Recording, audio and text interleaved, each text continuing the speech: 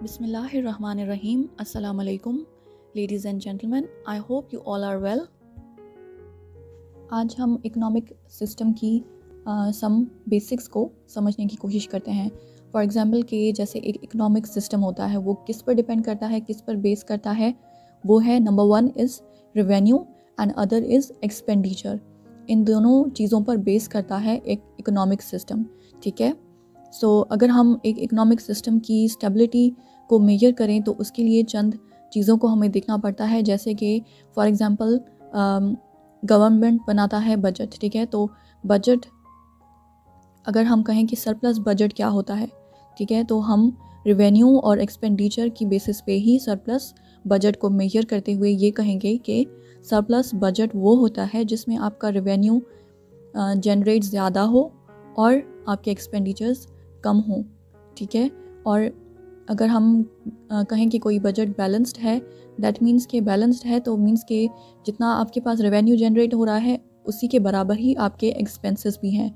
So that means कि your revenue is equal to expenditure. ठीक है. और अगर हम बजट डेफिसिट की बात करें तो बजट डेफिसिट में ये होता है कि आपका रेवेन्यू बहुत कम जनरेट होता है और कंपैरेटिवली आपके एक्सपेंडिचर्स बहुत ज़्यादा होते हैं. तो ये एक इम्बैलेंस क्रिएट करता है in the revenue and expenditures. So basically budget deficit में your revenue is low, your revenue generation is low and comparatively your expenditures are much more than your revenue. That leads to deficit. ठीक है. और फिर आपको deficits को उस कमी को, उस पैसे की कमी को पूरा करने के लिए आपको फॉरेन लोन्स पे और जो फॉरेन एड होती है उस पर एक कंट्री को डिपेंड करना पड़ता है to fill this deficit gap. और अगर हम सिंपली रेवेन्यू जनरेशन मैकेनिज़्म की बात करें तो किसी भी कंट्री का जो मेजर रेवेन्यू जनरेशन होता है वो टैक्सेस पे डिपेंड करता है. ठीक है. अब टैक्सेस जो होते हैं दो तरह के होते हैं. ऑलराइट. एक होता है डायरेक्ट टैक्स, दूसरा होता है इनडायरेक्ट टैक्स. ओके. अगर हम अलग अलग इन दोनों की बात करें तो डायरेक्ट टैक्स जो है उसे हम एक तरह से प्रोग्रेसिव टैक्स भी कह सकते हैं. वो इसलिए क्योंकि इसका जो इम्पैक्ट होता है लिमिटेड होता है और इसका इम्पैक्ट स्पेसिफिक होता है. इसके अलावा इसके जो कॉन्सिक्वेंसेस होते हैं वो वाइड स्प्रेड नहीं होते. अब डायरेक्ट टैक्स लिमिटेड और स्पेसिफिक और प्रोग्रेसिव इसलिए होता है क्योंकि ये चंद ख़ास चीज़ों पर लगता है जिसे हम लग्जरी आइटम्स भी कह सकते हैं. ठीक है. जो अशियाए ज़रूरियात होती है उन पर ये टैक्स नहीं लगता. ये लाइक अगर कुछ लोग प्रॉपर्टी ओन करते हैं या बिजनेसेस चलाते हैं या फिर कार ओन करते हैं, अपना पर्सनल कार ओन करते हैं. ठीक है. तो फिर इन तमाम चीज़ें ये जो है इन पर ये टैक्स लगाया जाता है डायरेक्ट टैक्स की सूरत में. ठीक है. सो ऑब्वियसली ये एक प्रोग्रेसिव टैक्स है. ये उन लोगों पर लगाया जाता है जो कि इस काबिल होते हैं कि उन पर कि वो टैक्स को पे कर सकें. सो इसीलिए डायरेक्ट टैक्स को प्रोग्रेसिव टैक्स कहा जाता है क्योंकि इसके इम्पैक्ट्स लिमिटेड और स्पेसिफिक होते हैं इन अ वे कि ये कुछ चंद ख़ास चीज़ों पर लगाया जाता है. जैसा कि व्हीकल टैक्स होता है या प्रॉपर्टी टैक्स होता है या फिर इनकम टैक्स होता है. तो इस तरह से इस फॉर्म में ये डायरेक्ट टैक्स लगाया जाता है. लेकिन पाकिस्तान में एज सच कोई एफिशिएंट टैक्स सिस्टम नहीं है जो कि एफिशिएंटली डायरेक्ट टैक्स को कलेक्ट कर सके. ऑलराइट. पाकिस्तान में बहुत ज़्यादा टैक्स इवेजन होती है. इनकम टैक्स तो डायरेक्टली लग जाता है. ठीक है. लेकिन जैसे व्हीकल हो गया या प्रॉपर्टी टैक्स हो गया या बिजनेसेस पे टैक्स हो गया, उन पर टैक्स इवेड कर दिया जाता है, यानी टैक्स नहीं दिया जाता. तो पाकिस्तान का जो डायरेक्ट टैक्स कलेक्शन सिस्टम है दैट इज़ फ्लॉड. उसमें काफ़ी सारी फ्लॉज हैं जिसकी वजह से पाकिस्तान बहुत कम डायरेक्ट टैक्स कलेक्ट करता है. और अगर अब हम अगर हम इनडायरेक्ट टैक्स की बात करें तो इसे रिग्रेसिव टैक्सेस समझा जाता है. रिग्रेसिव इन अ सेंस कि इनका जो इम्पैक्ट होता है बहुत वाइड स्प्रेड होता है. वाइड स्प्रेड का मतलब कि इसका इम्पैक्ट तमाम सिटीजन्स पे होता है. कंट्री के तमाम सिटीजन्स को इसके कॉन्सिक्वेंसेस बर्दाश्त करने पड़ते हैं. यानी इनडायरेक्ट टैक्स जो है हर किसी को फेस करना पड़ता है, चाहे वो टैक्स पे करने के काबिल हो या ना हो। ये आपकी डेली लाइफ की कमोडिटीज़ पे, सर्विसेज पे, गुड्स पे लगता है। जैसा कि आप अगर चीज़ें ख़रीदते हों मार्केट से, यूटिलिटी स्टोर से या कहीं से भी, तो फिर वहाँ पे आपको हमेशा मिलेगा GST, PST, ठीक है, जनरल सेल्स टैक्स। इनकी सूरत में ये टैक्स इनडायरेक्ट टैक्स लगाया जाता है, ठीक है। और ऑब्वियसली ये तमाम आम चीज़ें, खाने पीने की अशिया, ये तमाम चीज़ें तो हर कोई ख़रीदता है, ठीक है, चाहे वो गरीब हो या अमीर। तो हालांकि गरीब इस काबिल नहीं होते कि वो ये टैक्स अफोर्ड कर सकें, उन पर जनरली मतलब नॉर्मली जो है नहीं लगना चाहिए उन पर ये टैक्स। लेकिन क्योंकि ये एक रिग्रेसिव टैक्स है, इनडायरेक्ट टैक्स को रिग्रेसिव टैक्स इसलिए कहा जाता है क्योंकि इसका इम्पैक्ट वाइड स्प्रेड है। जो तमाम सिटीजन्स होते हैं उन पर ये टैक्स लगता है। फॉर एग्ज़ाम्पल, अगर एक बंदा 1000 रुपीज़ अर्न करता है, ठीक है, तो वो भी ये टैक्स देगा। और अगर एक बंदा सिर्फ 100 रुपीज़ अर्न करता है तो उसे भी यही इक्वल अमाउंट में टैक्स देना पड़ेगा। दैट मीन्स कि इनडायरेक्ट टैक्स में जो है इक्वालिटी नहीं है, सॉरी इक्वालिटी है इन अ सेंस कि अमीर हो या गरीब दोनों को ही ये टैक्स पे करना पड़ेगा। और इनडायरेक्ट टैक्स ही एक मेजर कॉज है इन्फ्लेशन का। ऑलराइट, सो इन्फ्लेशन हमें इसी तरह से नज़र आती है कि कमोडिटीज़ की प्राइसेस बढ़ा दी जाती हैं in the form of GST, PST, ठीक है।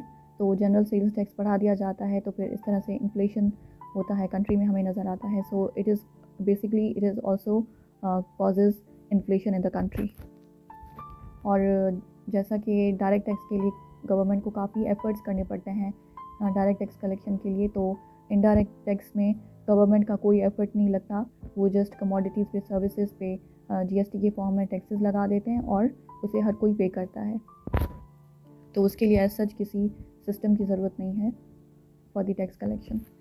सो ऑब्वियसली जिस तरह पाकिस्तान में टैक्स कलेक्शन सिस्टम फ्लॉड है, तो हमारी गवर्नमेंट को यही ईजी लगता है कि जहाँ पे उसे एफर्ट ना करना पड़े इतना ज़्यादा। तो हमारे कंट्री में इनडायरेक्ट टैक्स कलेक्शन बहुत ज़्यादा है as compare to the direct collection. और जैसा कि हमारे करंटली जो बजट दिया गया था उसमें बजट डेफिसिट बहुत ज़्यादा है, ठीक है। तो उस बजट डेफिसिट को पूरा करने के लिए हमारे कंट्री को लोन्स लेने पड़ते हैं from the IMF, world bank या फिर एशियन डेवलपमेंट बैंक, या फिर दूसरी कंट्रीज़ से एड लेनी पड़ती है, ठीक है, या लोन्स लेने पड़ते हैं at the low interest rates. तो पाकिस्तान को अपने बजट डेफिसिट को पूरा करने के लिए फ़ंड्स लेने पड़ते हैं, लोन्स लेने पड़ते हैं फ्रॉम द इंटरनेशनल इंस्टीट्यूशंस, जैसे कि IMF है, that is international monetary fund, या फिर WB हो गया, दैट इज़ वर्ल्ड बैंक, या फिर ADB हो गया, that is Asian development bank, या फिर रिसेंटली जैसे पाकिस्तान ने सऊदी अरब से भी लोन लिया है, I guess it's about $3 billion if I am not wrong. So Pakistan को अक्सर जो है अपने डेफिसिट को पूरा करने के लिए लोन्स लेने पड़ते हैं, फ़ंड्स लेने पड़ते हैं। ऑलराइट, लेकिन ये जो ऑर्गेनाइजेशंस होती हैं, इंटरनेशनल ऑर्गेनाइजेशंस, ये काफ़ी सख्त शराइत पर लोन्स देती हैं कंट्री को, क्योंकि ये देखना चाहती हैं कि कंट्री को इसकेपेबल बनाना चाहती हैं, इस लायक बनाना चाहती हैं कि आज अगर वो लोन ले रहा है तो कल को वो लोन वापस करने के काबिल हो, ठीक है। तो उसे इस काबिल बनाने के लिए लोन देने से पहले ये ऑर्गेनाइजेशंस जैसे कि IMF हो गया, ये काफ़ी सख्त शराइत उस कंट्री के आगे रखती हैं, उन्हें टर्म्स एंड कंडीशंस देते हैं कि अगर आप ये टर्म्स एंड कंडीशंस को पूरा करते हो तो फिर आपको लोन दिया जाएगा। और फिर मोस्टली ये ऑर्गेनाइजेशंस इस तरह के टर्म्स एंड कंडीशंस रखते हैं कि जैसे पाकिस्तान या कोई भी डिपेंडेंट कंट्री जो है अपने डेवलपमेंटल प्रोजेक्ट्स को रोक दे या बिल्कुल उस पे एक्सपेंडिचर अपना कम कर दे, ठीक है, या और फिर बहुत ज़्यादा टैक्सेस लगाए। तो फिर इस तरह हमारे जो कंट्री में हमें एक सडन इन्फ्लेशन की वेव आती है, जैसा कि करंटली चल रहा है कि गवर्नमेंट IMF की जो हार्श कंडीशंस है उनको पूरा करना चाहती है, और इसी के नतीजे में हम देख रहे हैं कि तेज़ी से महंगाई बढ़ती हुई जा रही है, क्योंकि गवर्नमेंट ने उन कंडीशंस को पूरा करने के लिए काफ़ी हद तक डेवलपमेंटल प्रोजेक्ट्स को भी रोका है और काफ़ी ज़्यादा टैक्सेस इम्पोज किए हैं। ऑलराइट, सो ज़्यादातर उनमें से इनडायरेक्ट टैक्सेस हैं जिसका इम्पेक्ट सारी आवाम पे इक्वली पड़ रहा है, बर्डन, ठीक है। So it is because of these IMF conditions के हमें जो है राइजिंग इन्फ्लेशन नज़र आ रही है इन पाकिस्तान। बिकॉज़ जब तक एक स्टेट डिपेंडेंट रहेगी for loan for money, international organisation और कंट्रीज़ पर डिपेंडेंट रहेगी, तो तब तक दैट मीन्स के वो अपनी पॉलिसीज़ को इम्प्लीमेंट नहीं करवा सकती, क्योंकि जब तक एक स्टेट डिपेंडेंट रहेगी दूसरी स्टेट्स पर या ऑर्गेनाइजेशंस पर, तो वो ऑर्गेनाइजेशंस और स्टेट्स अपनी पॉलिसीज़ ही इम्प्लीमेंट करवाएंगी आपकी कंट्री में, और राइट, और आप इंडिपेंडेंट नहीं होगे कि आप इंडिपेंडेंटली अपनी पॉलिसीज़ को इम्प्लीमेंट करवाओ। So this is a major adverse effect of the financial dependence on international organisations. सो अगर आप अपनी सॉवरेनिटी को प्रोटेक्ट करना चाहते हैं पूरी तरह से, और अपनी पॉलिसीज़ को अपने कंट्री के हिसाब से खुद डिज़ाइन करके इम्प्लीमेंट करना चाहते हैं, तो उसके लिए आपको सबसे पहले अपनी फाइनेंशियल स्टेबिलिटी को सिक्योर करना होगा, और राइट, और इसके लिए पाकिस्तान को ऑब्वियसली बहुत ज़्यादा स्टेप्स लेने पड़ेंगे अपनी इकोनॉमी को स्टेबलाइज करने के लिए। और अगर स्टेप्स लिए जाएं तो आहिस्ता आहिस्ता स्टेबिलिटी आ जाएगी, and Pakistan would be independent of the international organisations. So आज के लिए सिर्फ इतना ही। अगली वीडियो में हम किसी और टॉपिक के बारे में बात करेंगे। ऑलराइट, सो अगर आपको ये वीडियो पसंद आई, if you found it helpful, then please like, share, comment and subscribe to my channel. Thank you so much. Take care, bye bye.